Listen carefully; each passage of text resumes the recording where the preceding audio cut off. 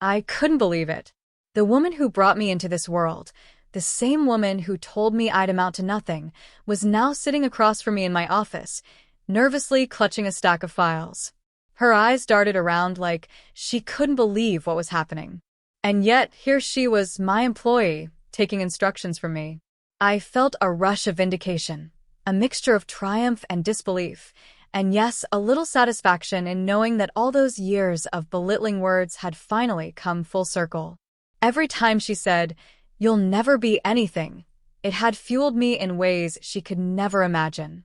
And now, the tables had turned. My mother, Denise Carmichael, who once dismissed my dreams as childish fantasies, was literally working under me, and I had the power to make her see just how wrong she had been. Have you ever been underestimated by someone you loved? Imagine watching them finally realize you're unstoppable. What would you do if the person who doubted you had to answer to you? Comment below. I want to hear your story. Growing up, my life always felt like a constant uphill battle.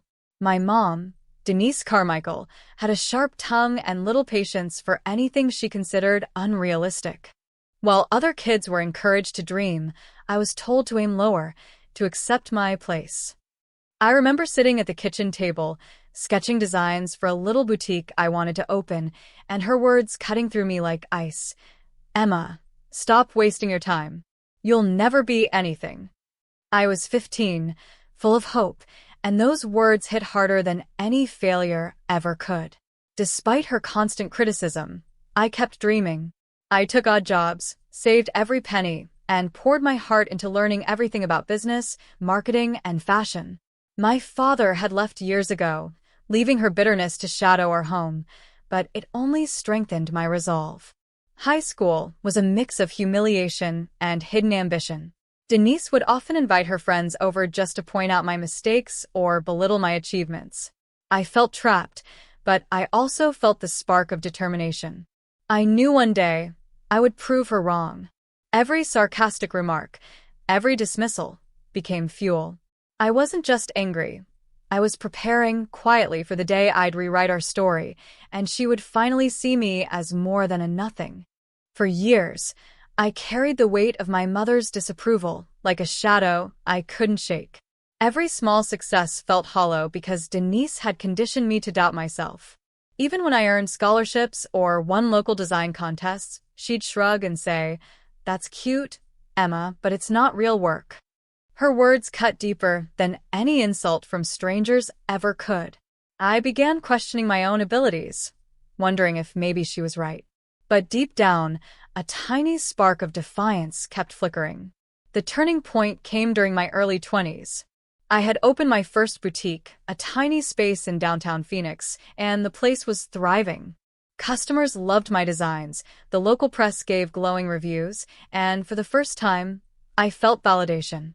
I invited her over, secretly hoping she'd see me differently. Instead, she barely glanced around, rolling her eyes, muttering, "You'll never manage a real business. Someone like you will fail eventually." That was the last straw. I felt a mix of humiliation, anger, and disbelief that someone who was supposed to nurture me could be so dismissive. I tried confronting her. I begged for acknowledgement, for even a hint of pride. Each conversation ended in frustration. She dismissed me or changed the subject, leaving me more determined than ever. Slowly, my anger transformed into strategy. I realized that no confrontation could give me the satisfaction I craved. I needed something bigger. I worked tirelessly, expanding my boutique into a full-fledged brand, hiring a talented team, learning management, marketing, and finance. Every achievement became a silent message to Denise. I was not the nothing she claimed I'd be. Each late night, every deal closed, every client thrilled. It all built toward the ultimate reversal of our roles.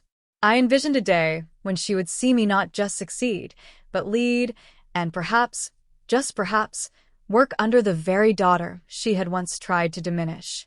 I didn't announce my ambitions. I quietly plotted them. Every move I made was deliberate. Every milestone a step toward a future where Denise would have no choice but to see me as more than a failure. I expanded my boutique into a chain of stores across Arizona, networked with influential business people, and mastered every detail of operations. While she spent her days criticizing me from the sidelines, I built an empire quietly, patiently. Sometimes, I would catch her watching me during family gatherings, her expression a mixture of disbelief and curiosity. I smiled politely, keeping my pride in check, knowing that one day, all of her doubts would crumble. I began to imagine the day she would have to answer to me, following my instructions, recognizing my authority, the ultimate poetic justice. I also began mentoring young employees with care, fostering loyalty and respect, in stark contrast to the way my mom had treated me. Each decision I made, each new achievement, was a breadcrumb leading toward the inevitable day she would finally understand the power of underestimation and the satisfaction I would feel when the tables had completely turned. The day finally came. My latest boutique expansion in downtown Phoenix was opening, and I had invited Denise to see how far I'd come.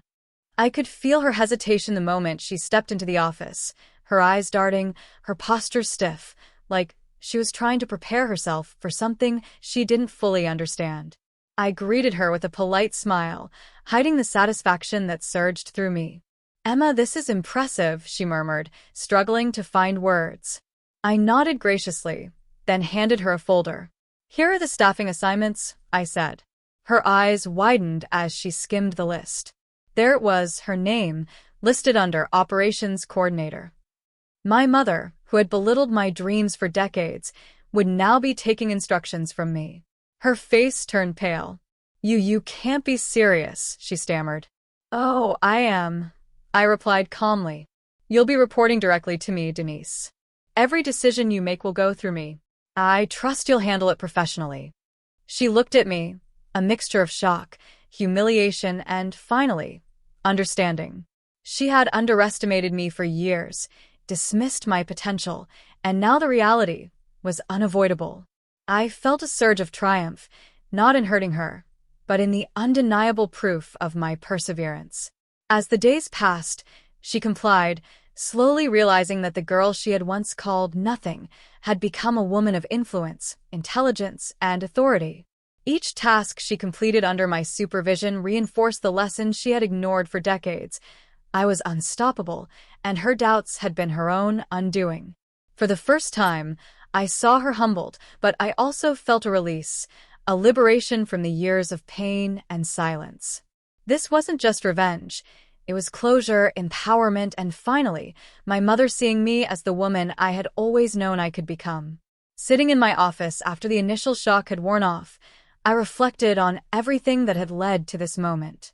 Revenge, I realized, wasn't about cruelty or humiliation. It was about proving to myself that I could rise above the doubt, the ridicule, and the pain. Denise's belittling words had shaped me, but they hadn't broken me. Instead, they became a fuel I could harness, transforming frustration into focus, anger into ambition. I thought about the years I had spent doubting myself, the nights of tears, the moments of insecurity when her words echoed louder than my own dreams. Every setback, every insult, had been a test of endurance and resilience. And now, looking at the reality of my success and the subtle humility in my mother's eyes, I understood something vital. The real victory was never about seeing her fail. It was about claiming my own power. I realized that many people face doubt from those closest to them, and often the pain can feel unbearable. But if you can channel that energy into determination, focus, and action, it becomes a tool for transformation. I had taken what could have destroyed me and used it to build a life I was proud of. In the end, I learned that true revenge is quiet, calculated, and rooted in self-empowerment. The satisfaction comes not from seeing someone suffer, but from knowing you never let them define your worth.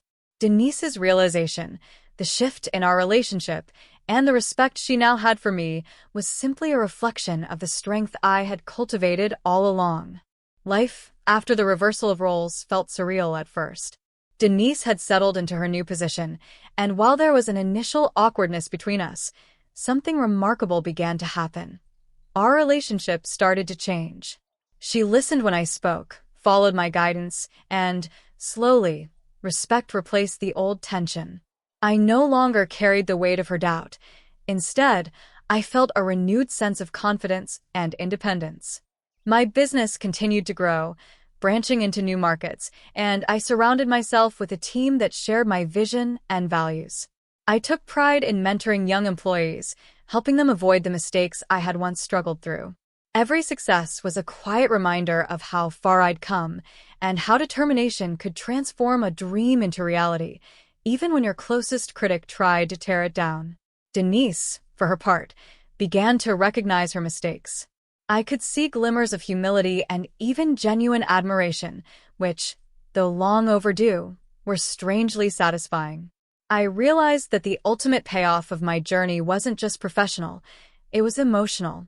I had proven to myself, and to her, that I was capable of achieving greatness on my own terms.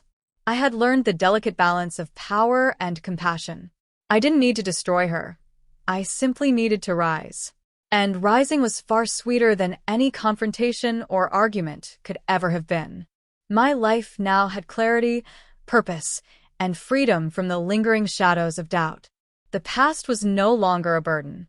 It had become the foundation upon which I built my strength, resilience, and success.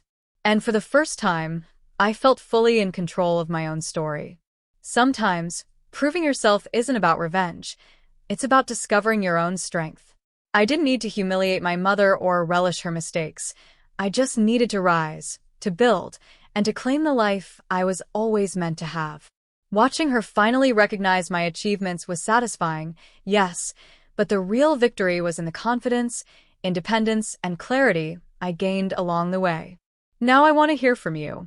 Have you ever been doubted or underestimated by someone close to you? How did you respond? Share your thoughts in the comments below, and if you enjoyed this story, don't forget to subscribe for more real, empowering stories of triumph.